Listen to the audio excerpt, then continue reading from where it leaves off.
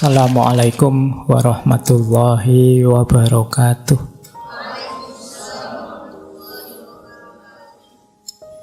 Bismillahirrahmanirrahim. Alhamdulillahirabbil alamin. Wa bihi nasta'inu ala umurid dunya waddin. Allahumma sholli wa sallim wa barik ala habibina wa syafi'ina Sayyidina wa maulana Muhammadin wa ala alihi wa ashabihi wa man tabi'ahum bi ihsanin ila yaumiddin. Amma ba'du. Bismillah, mari kita lanjut lagi ngaji filsafat kita di sesi terakhir dengan tema ikhlas. Ikhlas ini bisa dikatakan puncaknya keberagamaan. Nanti kita lihat kenapa bisa begitu. Baik, bismillah. Saya awali dari definisi dulu biar lebih paham. Kata ikhlas, ya dia bentuk masdar dari akhlaso yukhlisu ikhlason. Jadi ini artinya bersih, murni, jernih. Tapi kalau ikhlas ini beda dengan sofa. Kalau sofa itu bersih yang memang aslinya bersih. Jadi misalnya ada air putih bersih, jernih, itu namanya sofa. Tapi kok air ini sudah tercampur apa? Kemudian kita pisahkan campurannya dan dia kembali bersih, itu ikhlas namanya. Jadi itu bedanya ikhlas dengan bersih biasa. Jadi semula dia terkotori, tapi terus kita bersihkan. Setelah kita bersihkan, dia statusnya ikhlas. Tapi kalau yang murni asli belum terkena apa-apa, itu namanya sofa. Bahasa Arabnya begitu. Nah ini jadi kata dasar ikhlas itu berarti maknanya adalah bersih, jernih setelah sebelumnya dia terkontaminasi atau terkotori. Baik, jadi ini harafiahnya itu. Oleh karena itu nanti definisinya para ulama ya seputar itu. Termasuk ketika ikhlas ini dikaitkan dengan bersihnya hati. Jadi berarti nanti kalau pakai definisi kata-kata tadi, ikhlas itu berarti bersihnya hati dari apapun selain Allah. Kok ada yang selain Allah masuk dalam batin kita? Nah, saatnya kita bersihkan. Setelah bersih, disitulah maka namanya ikhlas. Ini nanti bisa kalian pakai sebagai argumen kenapa sih surat Al-Ikhlas itu tidak ada satupun kata-kata ikhlasnya, tapi disebut Al-Ikhlas. Karena dalam surat Al-Ikhlas itu sangat ditegaskan kebersihan jiwa kita dari apapun selain Allah.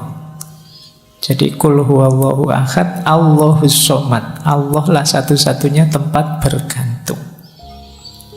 Jadi makanya suratnya disebut surat Al-Ikhlas.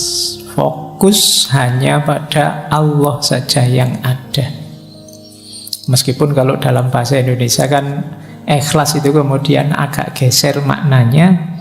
Ikhlas itu artinya merelakan, melepaskan, itu ikhlas. Jadi kalau misalnya barangmu hilang, sepedamu hilang, terus orang bilang ikhlaskan saja. Nah ini kalau dalam bahasa Indonesia ya tidak apa-apa, makna itu kan sesuai yang disepakati.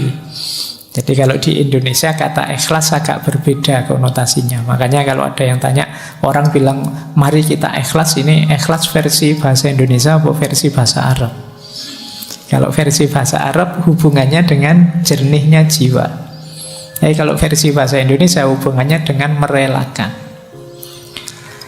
Kalau kamu punya sesuatu diambil orang, relakan saja. Kalau kamu dapat apa kok terus hilang, relakan saja. Itu ikhlas versi Indonesia.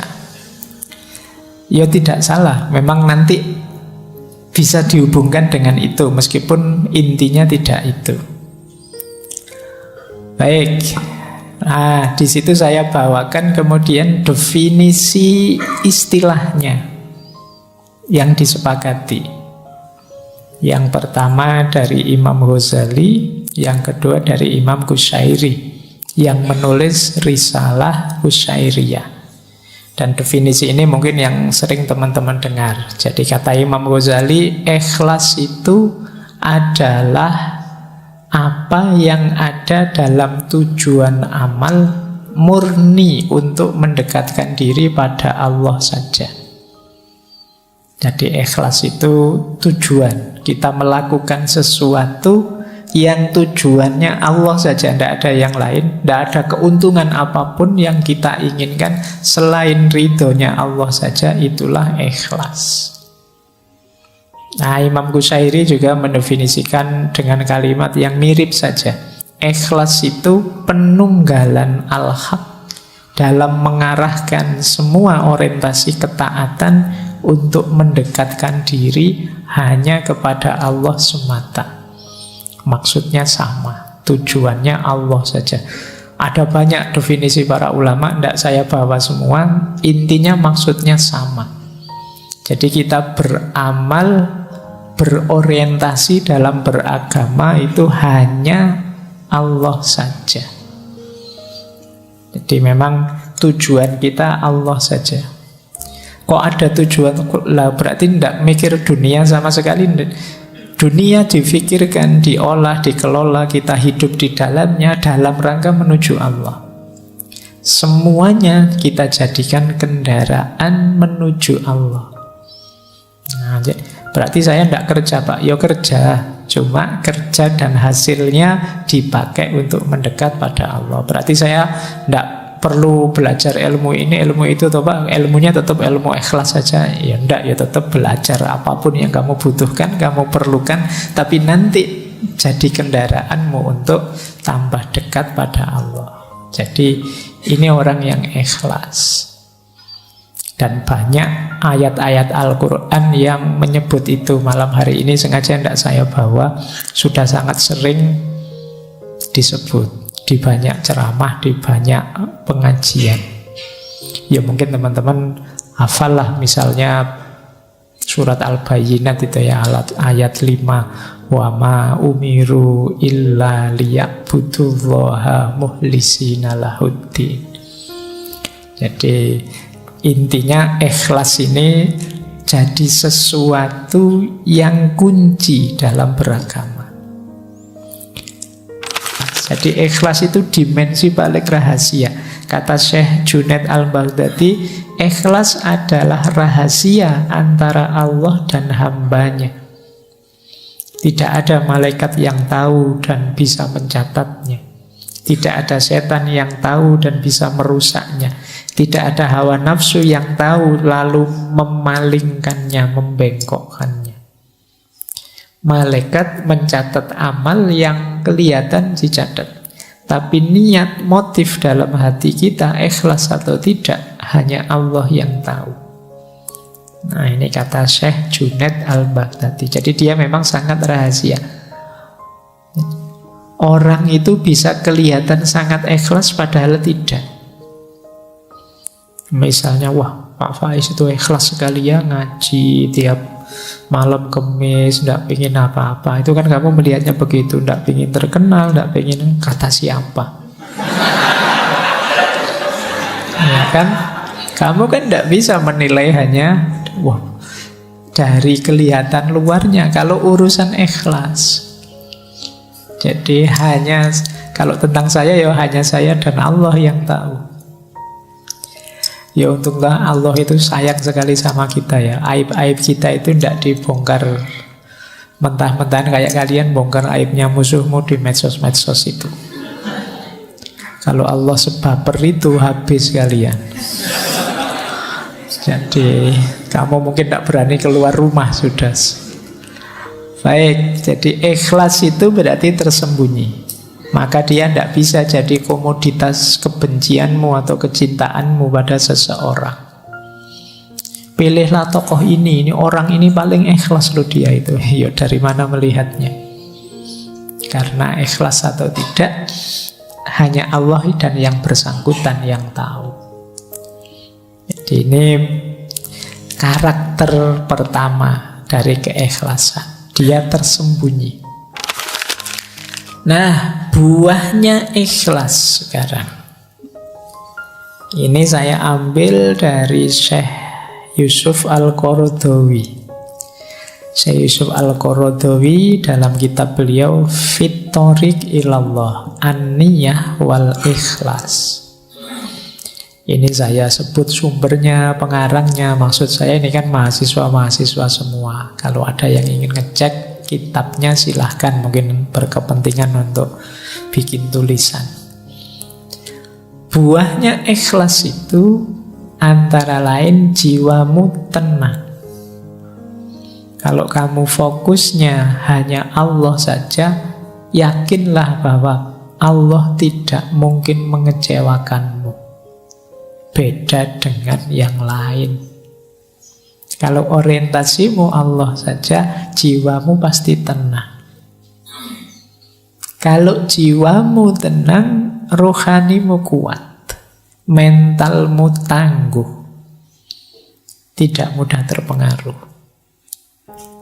Kalau kamu rohanimu kuat, jiwamu tenang, istiqomah jadi mudah. Ini 2 minggu yang lalu kita membahas istiqomah ya. Berarti di antara tipsnya untuk bisa istiqomah apa? Ikhlaslah. Orang itu sulit istiqomah biasanya ketika ada motif lain dari kebaikan yang dilakukan. Misalnya kalian istiqomah sholat duha misalnya, terus niatnya, kata guru saya Pak, sholat duha itu sekian hari, sekian puluh hari, nanti mesti ada rezeki datang tidak disangka-sangka, min haitsu la yahtasib. Oh, terus kalian istiqomah berbulan-bulan duha. Kamu tunggu mana ini rezeki yang min haitsu la yahtasib ini kok tidak muncul-muncul. Akhirnya terus kamu jadi malas lagi, istiqomahnya putus-putus. Coba kemarin lillahi ta'ala saja lebih aman, lebih mudah istiqomah. Jadi memudahkanmu istiqomah itu ikhlas. Maka kebaikan apapun, ayo dinawaitui lillahi ta'ala. Lebih nyaman untuk jiwa kita, lebih mudah untuk kita istiqomah. Kemudian ikhlas itu bisa membuat yang mubah tadi jadi ibadah. Makan itu, kalau kita nawaitu lillahi ta'ala, biar saya kuat beribadah, ya, yang semula mubah dia jadi ibadah. Kamu jogging pagi-pagi, jalan kaki, biar apa? Biar sehat Pak. Kalau saya sehat nanti saya ibadahku tambah berkualitas, tambah bangun malam kuat, tambah. Ini yang semula mubah saja dia bisa bernilai ibadah. Kamu ngopi itu kan mubah saja. Nah, kalau kamu bisa ngatur niatnya, saya ngopi ini biar kuat melek Pak. Kalau kuat melek, saya bisa tahajudnya, bisa tidak terganggu oleh ngantuk, bisa. Loh, niatnya ibadah. Bukan nonton sepak bolanya, tapi ibadahnya. Jadi yang mubah bisa jadi ibadah kalau ditempeli ikhlas lillahi ta'ala, untuk kepentingannya Allah, ujungnya tetap Allah saja. Kemudian bahkan keinginanmu untuk ikhlas, nawa itu ikhlas, itu sudah ada pahalanya sebelum dilakukan, bahkan sebelum tuntas pun sudah ada keutamaannya, ada pahala-pahala dari Allah. Niat baik saja itu kan sudah pahala. Ya niat yang baik itu kan ya niat lillahi ta'ala. Jadi sebelum dijalankan kebaikan itu masih dalam bentuk niat saja untuk Allah, itu sudah pahala, apalagi sudah dijalankan. Kemudian tentu saja ikhlas itu membuahkan pertolongan dan perlindungan Allah. Kalau ini sisi vertikal. Sisi horizontalnya apa? Membuat kita kuat, teguh saat ada kesulitan. Jadi makanya orang itu yang orientasinya Allah saja, kesulitan apapun tidak membuat dia gelisah. Nah itu seperti munajatnya Nabi waktu beliau dikejar-kejar di Taif, dilempari batu itu kan. Beliau bilang, in lam takun wadiban alayya fala ubali. Meskipun aku berdarah-darah seperti ini, ditolak oleh umatku sendiri, dikejar-kejar seperti orang gila, asal engkau tidak murka padaku ya Allah, aku tidak peduli. Oh ini berarti apa? Mentalnya kuat, teguh menghadapi persoalan. Kalau cuma tidak lulus ujian, terancam DO, tidak masalah. In lam takun wadiban alayya fala ubali ya Allah. Tapi kalau tidak lulusmu karena males, ya Allah marah. Jadi lakukan kebaikan semaksimal mungkin.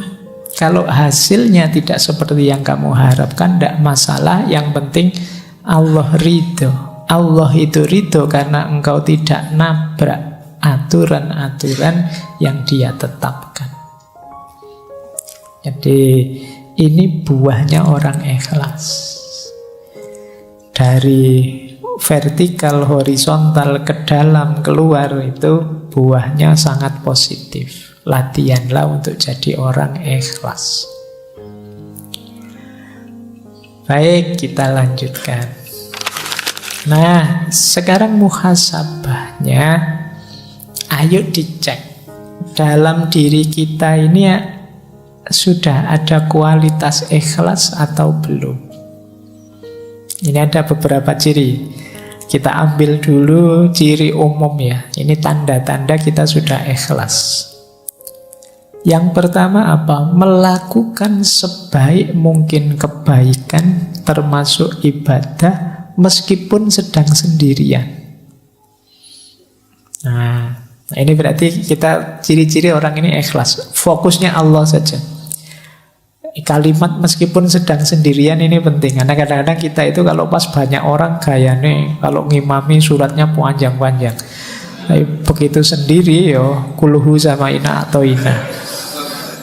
Cowopet sholatnya. Itu ciri-ciri kamu ada riyaknya.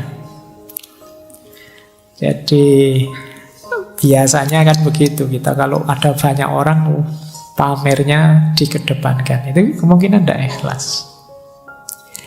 Baik kalau pas banyak orang saja.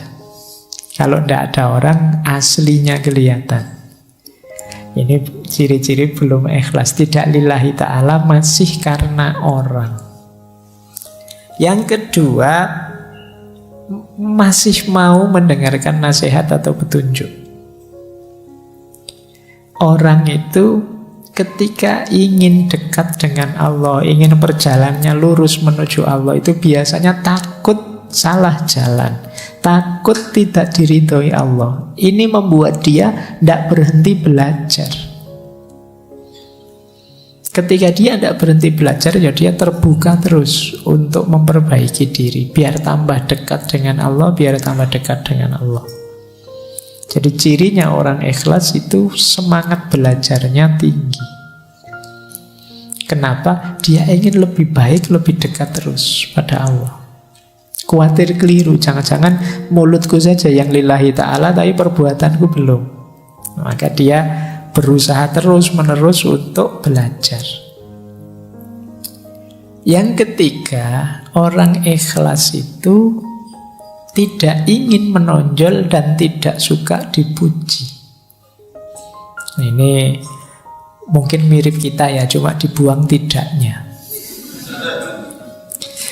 Kita kan ingin selalu menonjol, ingin selalu unggul. Kalau dicueki kita marah-marah.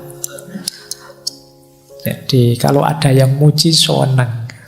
Nah, ini kemungkinan ya kebaikan yang kita lakukan karena orang. Kan sekarang kita melakukan apapun kan kita posting itu kan, kita foto, kita posting biar orang tahu. Itu kalau tidak ada yang jempoli, tidak ada yang muji, tidak ada yang kita mungkin sedih sekarang. Kok sudah posting 1 hari lebih loh ya, ini kok yang jempoli cuma 2 misalnya.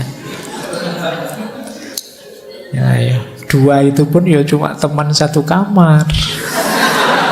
Nah kita sering begitu, kamu gelisah melakukan, kamu nunggu dipuji orang. Nah, padahal cuma satu kamarnya 3, berarti yang satu nggak jempoli juga. Nah, kita ingin hari ini kan peradaban hari ini tuh peradaban yang sering saya sebut istilahnya FOMO itu kan, fear of missing out. Kita khawatir hilang, ingin kelihatan terus, ingin menonjol terus. Melakukan kebaikan kalau tidak diposting kan kita rasanya ada yang kurang. Kadang-kadang sholat saja kan kita posting, berangkat ke masjid nih, terus nanti di depan sana. Ya kan, terus duduk paling depan nih misalnya, terus wah, terus gitu. Kadang-kadang sholatnya pun kamu taruh HP-mu di syuting, ngaji juga begitu kamu. Ingin selalu kelihatan. Nah, baik, orang ikhlas itu tidak ingin menonjol, tidak suka dipuji. Bahwa orang muji monggo saja, itu bukan yang saya kejar. Bahwa saya kok kelihatan unggul, kelihatan menonjol di antara yang lain, tidak masalah. Tapi itu bukan target. Kemudian selalu muhasabah. Tidak merasa sudah paling benar, sudah paling ikhlas, sudah paling nomor 1. Dan yang terakhir, lebih suka beramal diam-diam, secara rahasia.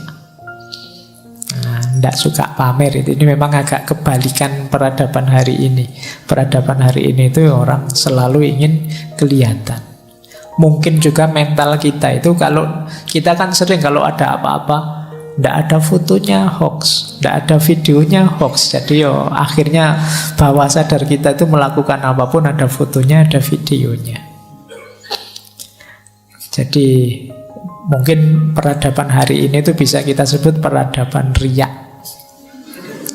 Pamer terus apa-apa ingin dipamerkan.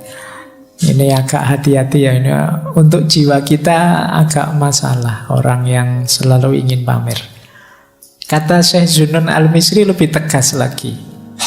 Kata beliau, orang ikhlas itu adalah orang ketika dipuji atau dicela, dia tidak akan terpengaruh.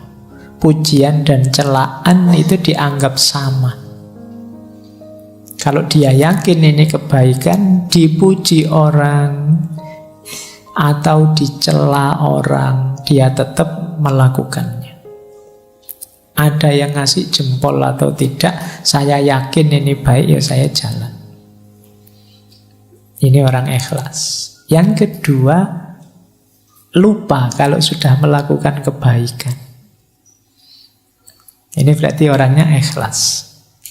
Misalnya sudah memberi utang teman bulan yang lalu, itu mungkin 10 tahun lagi masih diingat. Wah, kamu dulu zaman kuliah kalau bukan. Nah, jadi dieling-eling terus temennya hutang 20.000 saja. Ini kamu dulu itu 20.000 belum kamu bayar loh sampai sekarang. Baik, ya berarti memang ya tidak salah, cuma belum ikhlas. Jadi, ikhlas itu biasanya tidak dianggap lagi. Sudah melakukan kebaikan, ya sudah saatnya kebaikan selanjutnya. Jadi tidak hanya mengagumi kebaikan yang lama, tapi selalu memproduksi kebaikan yang baru. Cirinya orang ikhlas. Terus yang ketiga, lupa hak-hak dari amal solehnya. Jadi tidak mikir reward. Wah, sampean melakukan ini itu harusnya dapat pahala sekian loh, harusnya. Ya tidak apa-apa lah, monggo terserah Allah saja urusan besarnya balasan pahala. Tidak berpikir ke sana sudah. Menurut saya ini baik, ya sudah. Oh, sampean rajin ke masjid loh. Wah, berarti setiap sholat pahalanya 27 derajat. Ya alhamdulillah, monggo. Tapi fokusnya tidak ke situ. Jamaah itu baik, dianjurkan, ya saya ikut jamaah ke masjid. Pahalanya dilipat gandakan berapapun, atau jangan-jangan sekarang sudah tidak 27 lagi karena kursnya mungkin berubah. Itu serahkan saja pada Allah kalau tentang itu. Jangan-jangan kamu protes, zaman dulu 27 sekarang masih 27 juga ya harusnya. Semoga lah, pokoknya kamu jamaah sajalah sudah. Tidak usah terlalu dipikir hak balasan dan lain sebagainya. Nah, ini ciri-ciri ikhlas kalau menurut Syekh Dhunnun Al-Misri. Baik, kita lanjutkan. Ada tips dari Syekh Ibnu Athaillah As-Sakandari, karena tadi ada hubungannya dengan riya. Syekh Ibnu Athaillah menyarankan strategi uzlah, namanya khumul. Khumul itu menyembunyikan diri, mengubur diri, itu khumul. Makanya mungkin ini istilah ini diserap oleh bahasa Jawa jadi kemul. Kemul itu selimut. Kalau kita pakai selimut kan tidak kelihatan. Kata Syekh Ibnu Athaillah, itfan wujudaka fi ardil khumuli fama nabata mimma lam yudfan lam yatimmu nata ijuhu. Sembunyikan wujudmu pada tanah yang tidak dikenal. Sebab sesuatu yang tumbuh dari biji yang tidak ditanam tak akan berbuah sempurna. Kalau kesusu ingin tampil, kesusu ingin kelihatan, ya kita tidak akan tumbuh. Untuk bisa tumbuh, kita harus masuk dulu, tidak kelihatan. Nah, ikhlas juga begitu. Ayo kita latihan ikhlas dulu, jangan kesusu pamer dulu. Jangan kesusu ingin dikenal, ingin tampil, ingin terkenal dulu. Ayo menyempurnakan diri dulu.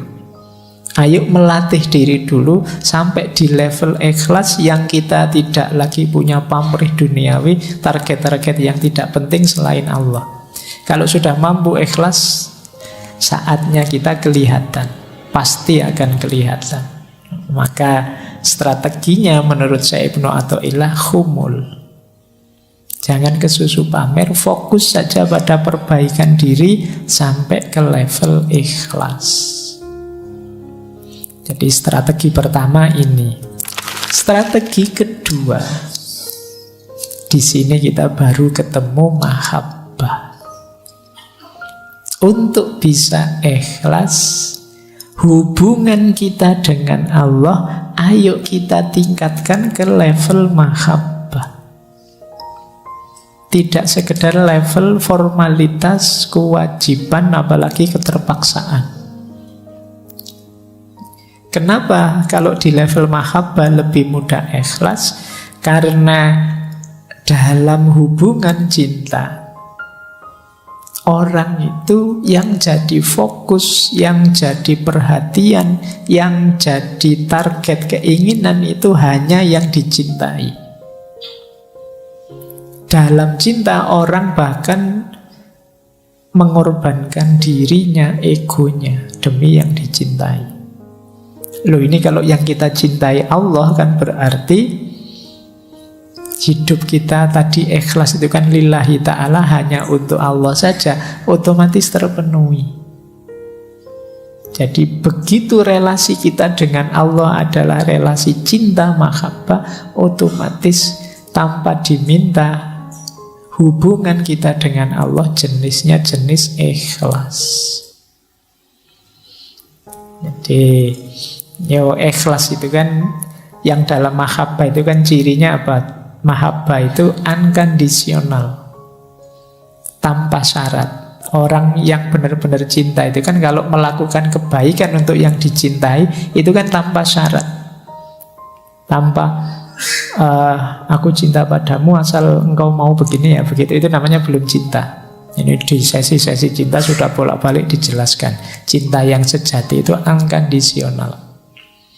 Aku mau sama kamu asal IP-mu minimal 3,7 lah kalau masih. Nah, ini namanya tidak cinta.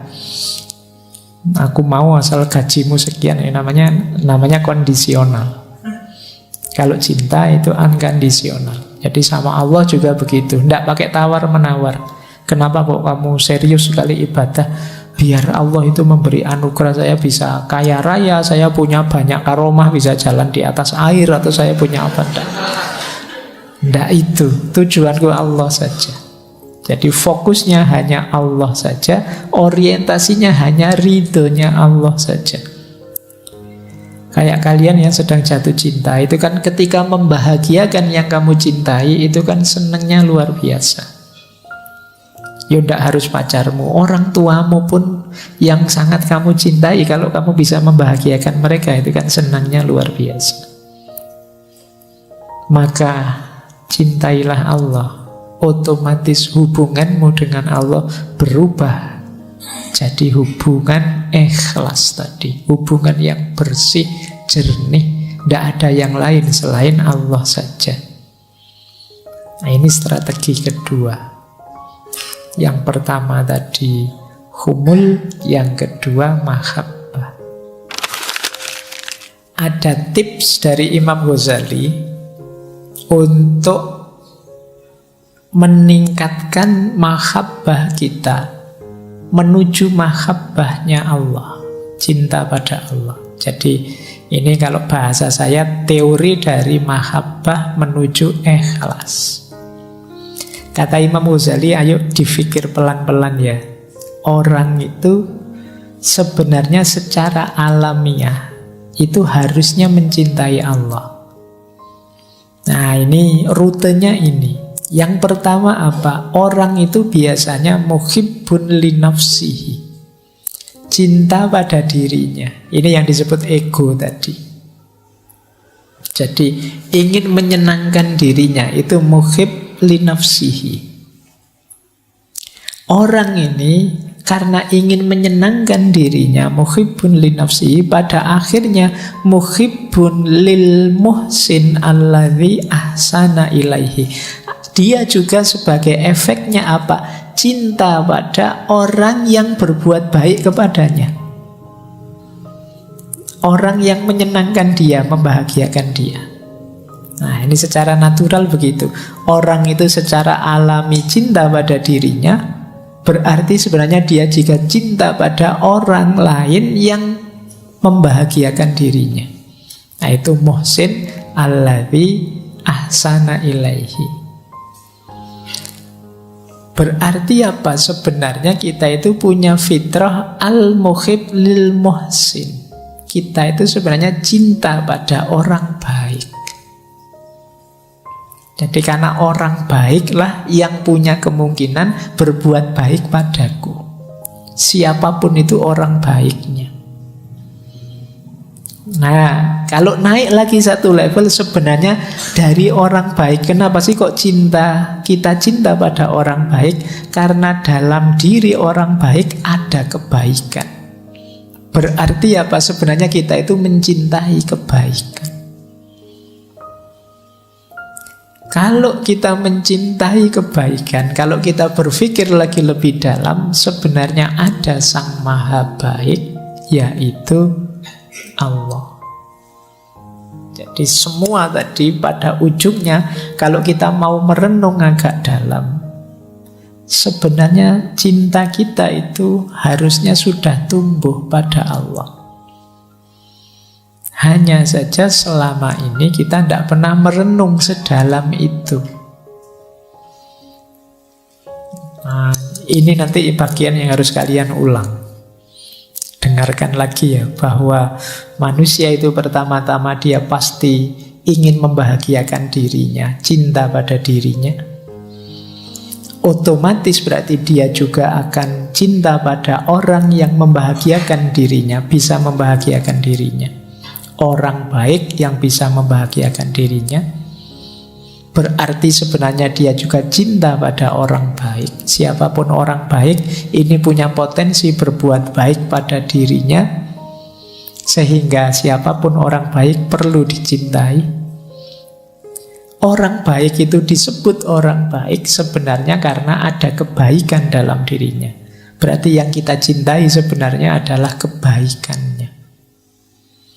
Kalau kita cinta pada kebaikan, jangan lupa ada Sang Maha Baik, yaitu Allah. Jadi puncaknya cinta itu harusnya Allah. Kita mencintai apapun dengan alasan apapun itu kalau ditarik ujungnya pasti Allah. Anda, Bapak, saya tidak cinta kebaikan, yang saya cintai kecantikan, keindahan. Loh, emangnya yang maha cantik, maha indah siapa? Kalau bukan Allah. Tidak kok Pak, saya cinta kegagahan. Kalau cuma indah, cantik, saya tidak terlalu tertarik. Saya suka yang maco-maco, yang tidak terlalu. Iya, yang maha gagah siapa lagi kalau bukan Allah? Jadi cintamu pada apapun, kalau kamu renungi sampai puncak, tetap ujungnya ya ketemu Allah. Jadi sebenarnya tidak ada alasan kalian tidak mencintai Allah. Berarti tidak ada alasan kalian itu melakukan apapun tidak secara ikhlas.